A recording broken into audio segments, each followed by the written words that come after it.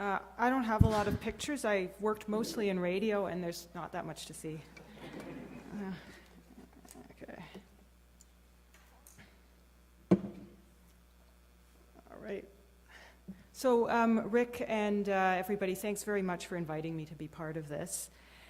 Strictly speaking, I don't really come from the world of publishing, and I don't even really come from the world of architecture either. Or maybe it's more accurate to say I come to it in a more roundabout kind of way. To talk about what I do and how that might be relevant for you, I need to first tell you just a little bit how I got there. I studied German literature and Renaissance studies at the University of Toronto, and then did my master's in Freiburg, Germany. When I got back, I didn't know really what I wanted to do, but I thought publishing, and specifically literary editing, might be something I'd be interested in. In the process of taking a couple of exploratory publishing courses at Ryerson, I ended up at a public reading at Toronto's Hart House, and I didn't know anyone there, so I just started talking to a woman about my age because I thought she had great shoes. Turns out she was a Danish student doing an internship at CBC Radio's then flagship arts program, The Arts Tonight, and she was going back to Denmark a few days later. So she offered to introduce me to the executive producer, and the next thing I knew, I had an internship. Everything I learned about radio, I learned on the job. Eventually, I worked my way up to producer, where I produced items on visual arts, architecture, and books, as well as the occasional piece on movies or theater. Producing, by the way, means you'll pitch a story, then you'll research it, you'll pre-interview the interview subject if possible. You write the interview, you edit it, and then it goes to air. The only thing you, as a producer, you don't do is actually talk on the radio. Over time, I produced a lot of interviews with architects and architecture critics. So when Design at Riverside first opened and advertised for a curator, I had a pretty solid layperson's knowledge of architecture and design, and I applied. To my amazement, I got the job. I remember my first exhibition advisory committee meeting that included Rick and John McMinn.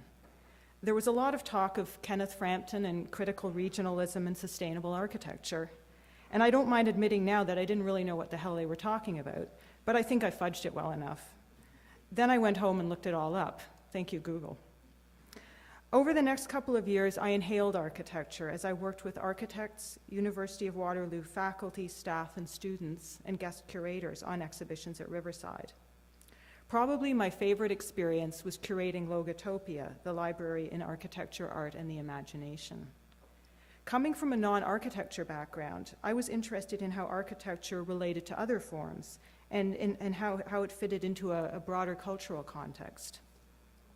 So I curated a multidisciplinary exhibition that included lots of architecture, but also original works of art, literature, and pop culture ephemera, such as librarian action figures and comic books. I also put together an exhibition catalog, which was as much fun as doing the exhibition itself. While I was at Riverside, I got to know many of the school's faculty, including Philip Beasley. By 2010, I'd gone back to the CBC to produce a new radio show called Walk-Tell on the Arts. But when Philip asked me to work with him on Hylozoic Ground, the Canadian entry at the Venice Biennale that year, I couldn't say no. The Biennale was something I'd been aware of and had wanted to be part of in one way or another for almost 10 years, and this was just like a God-given opportunity.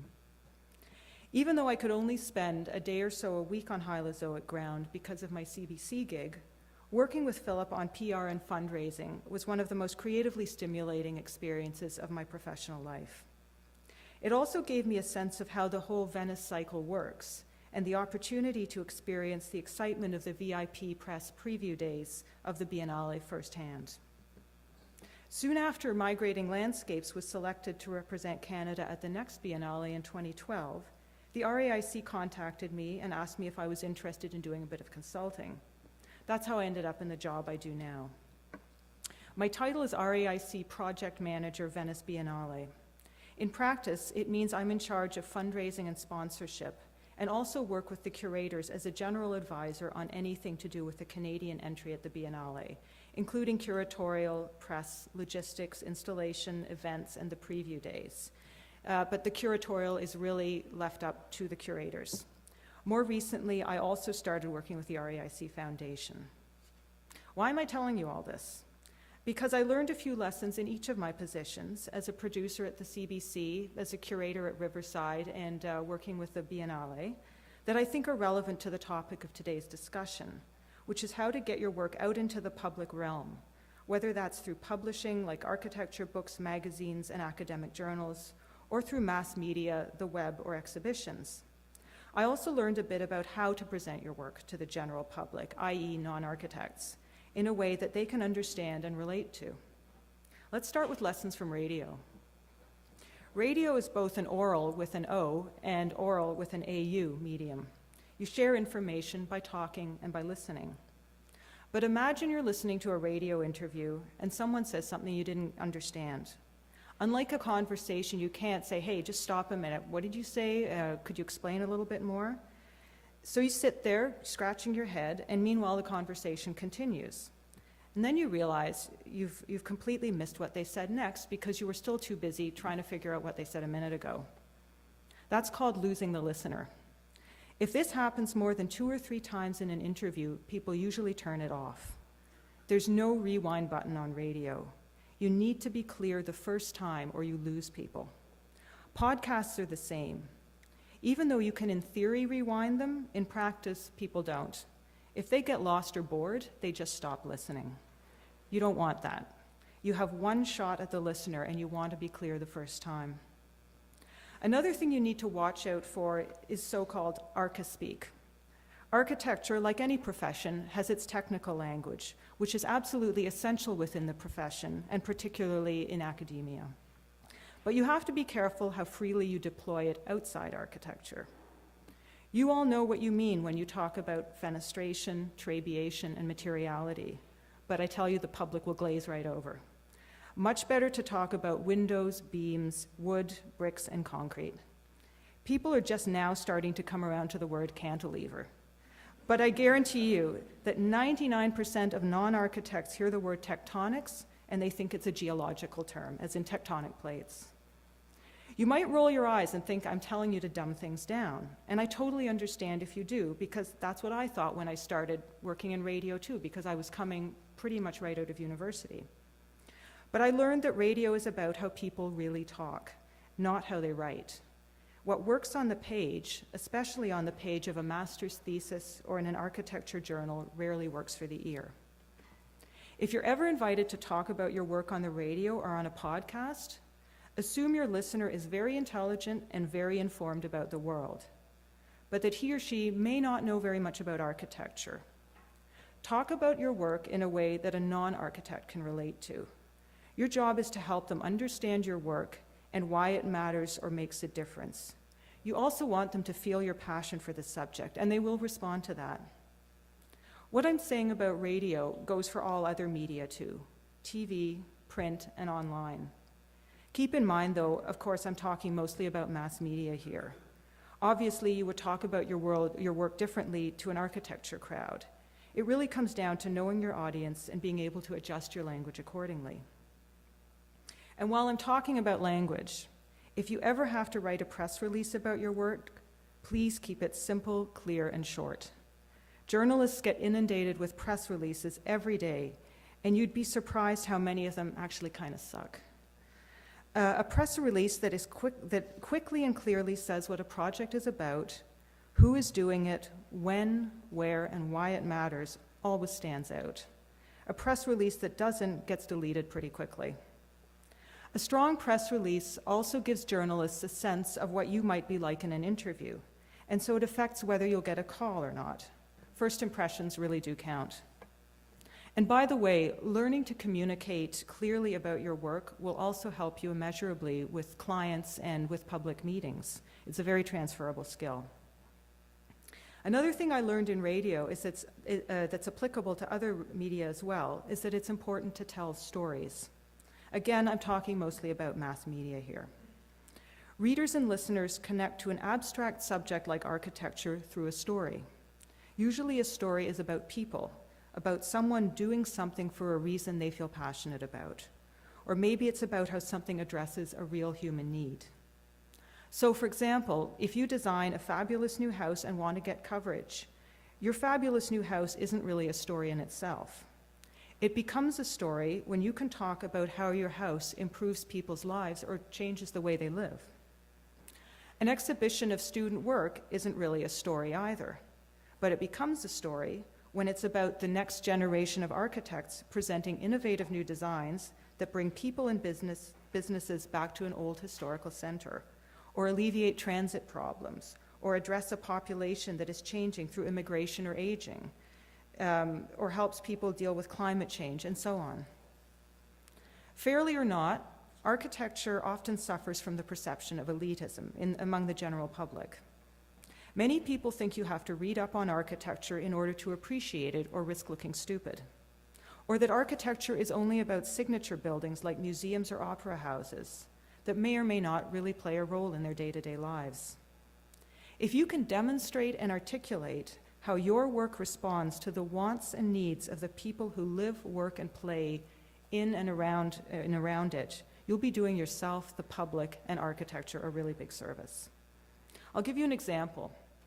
I produced a feature interview with Moshe Safdie a few years ago. When he talked about habitat, sure, he talked about his innovative design of precast concrete boxes that were craned into place. But he also talked about how he wanted everyone to have access to sunlight and outdoor space, and as a listener, you can relate to that. He talked about how he was inspired by the Bauhaus architecture of Tel Aviv, where he grew up, and of loving the hillside towns he saw in Italy when he was passing through Italy on his way to Canada as a teenager. He talked about what it felt like to be 24 years old and to get Habitat as his first commission. He made listeners understand why he was passionate about architecture, how it connected to the broader culture, and how it could make a real difference in their lives. Safdie was definitely what radio people call a great talker. Peter Eisenman was also an interesting cat. He talked about being an imaginative but shy kid who actually created his own private newspaper every day when he was a little boy, and how being in the Korean War influenced him as an architect. A lot of his more theoretical talk about deconstructivism ended up on the cutting room floor. You just couldn't follow it without a degree in semiotics. But when he talked about how one of the random columns he placed in a bedroom of his house 3 or 4 dramatically improved his client's sex life, well, that stayed in, because people could connect to it. So did his story about being fired by a famous client, because at the end of the day, it was a story about architecture, but it was also a story about human relationships. So those are my thoughts on radio and mass media in general.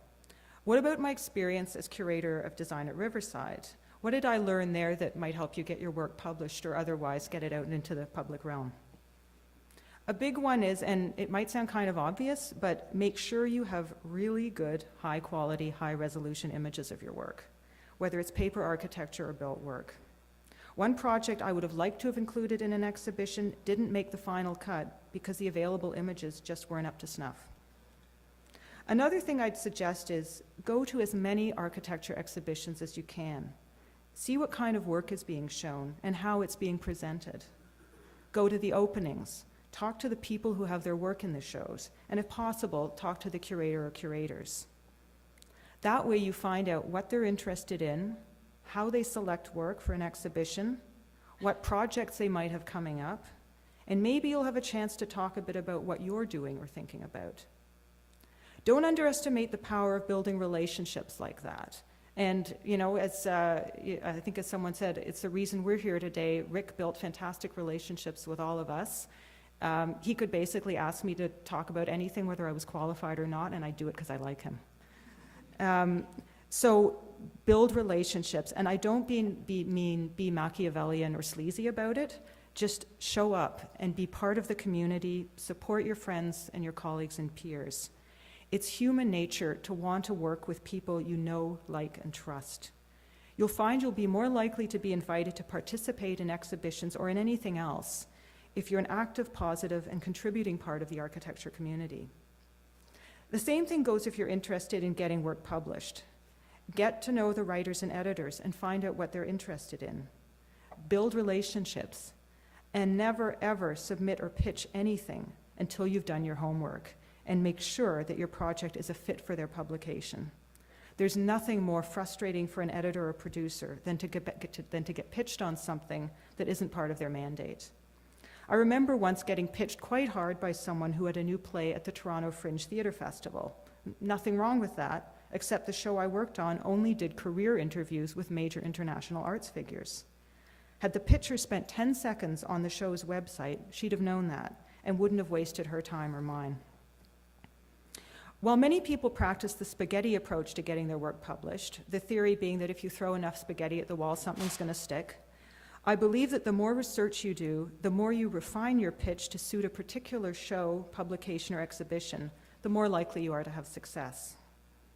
Finally, I'd like to talk a little bit about the Venice Biennale. In many ways, the Venice Biennale is like the longest short film festival in architecture you've ever been to. Between all the national pavilions, the main exhibition, the Arsenale, and all the off-site events, there's so much to see and take in. And most visitors only have a day or so to do it. It's enormously exciting and stimulating, but after a while, your eyes and brain get tired, and things just start to blur together. So how do you make sure your work or your exhibition stands out in a venue like Venice? It's not unlike what I said earlier about radio and mass media. Clarity is key. It needs to be immediately obvious when you walk in the door what your exhibition is about. That's because most people, and that includes the judges, by the way, who award the Golden Lion, only spend about 5 minutes per pavilion. So an exhibition needs to be instantly readable, and visitors need to get something valuable out of it, even if they only do a quick walkthrough. But you also need additional layers of meaning for viewers who want to spend more time with your work or exhibition. You can usually achieve this with a strong overall sense of visual unity or an immersive experience that can then be broken down into smaller components that visitors can explore in greater depth. One pavilion that did this very well in 2012 was the Japan Pavilion, which won the Golden Lion for Best National Participation. Toyo Ito worked with several young Japanese architects and community organizers to design new housing solutions for the people who lost their homes in the 2011 tsunami.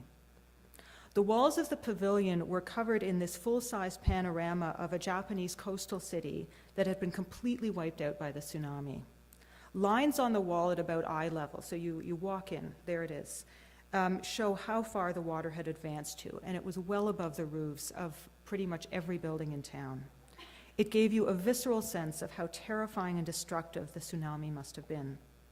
At another point on the wall, you could read the words that said something like, "A forest of 50,000 pine trees stood here," except now there wasn't a single tree standing. Nothing was there anymore. Again, it made you feel the power of the tsunami and the damage it did. Within this space, dozens of intricate models proposing new housing designs sat on top of vertical timber pillars of different heights. The pillars were made of trees that had been salvaged from the tsunami site, so again, there's an emotional connection right there. Small video interviews were also staggered throughout the exhibition. The effect was that even for the casual 5-minute visitor, the exhibition packed an emotional and intellectual wallop. But you could also spend hours in there, examining the models and watching the videos, and the experience just deepened. It's no wonder it won. A Venice exhibition also has to look really, really good. Production values are very high, and you need to pay extreme attention to the details, including exhibition storyline, quality and finishing of materials, lighting, pacing, and visitor flow. In that way, it's actually almost like a theater production. You also want to make sure that your exhibition can be easily photographed. The Japanese pavilion did that very well, and so did Canada's Hylozoic Ground in 2010. A lot of the media coverage of the Biennale is comprised of short hits with images.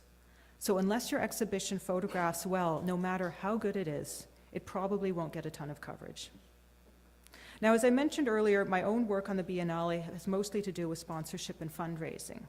Are there any lessons from fundraising that might also apply to a young architect who wants to get his or her work published? It's kind of back to something I talked earlier about. One of the most important things for a fundraising campaign as well is building relationships. There's a saying that people don't give to causes, they give to people. That means two things. The first is that people will support a project if other people they know and respect are supporting it and invite them to join. For instance, if I'd like to get a sponsorship from a big construction company, A cold call won't even get me in the door. But if a respected architect that I know who works with that construction company introduces me to someone in management and suggests that he or she might be interested in learning more about my project, the chances of success suddenly go way up. People don't give to causes, they give to people. That also means that people don't give money to fight cancer or support architecture in the abstract. They give to the Canadian Cancer Society because a close family member or friend died of cancer. They give to the RAIC Foundation not because they're supporting architecture, but because they're supporting the students and interns who will be the next generation of Canadian architects. Applying this to you and to getting your work published, I go back to what I said before about building relationships. The more you get out there, show up in public, and get to know other people who are passionate about architecture, the more you participate in their events, lectures, exhibitions, and so on, the greater your chance of becoming a part of them yourselves. Talk to strangers, especially if they have great shoes. You never know what doors can open. But all of this, good, clear communication, adjusting your language to fit your audience, doing your homework before you pitch, networking and relationship building, none of it matters very much unless you do excellent work. That's the most important thing. Don't just settle for the acceptable or the mediocre. Do the absolutely best work you possibly can. Good stuff really does rise to the top. All my advice about learning and how to present your work in a way that is accessible to the public and being an active part of the community is valuable, but it won't help you if you don't have something great to show for it. Thanks a lot.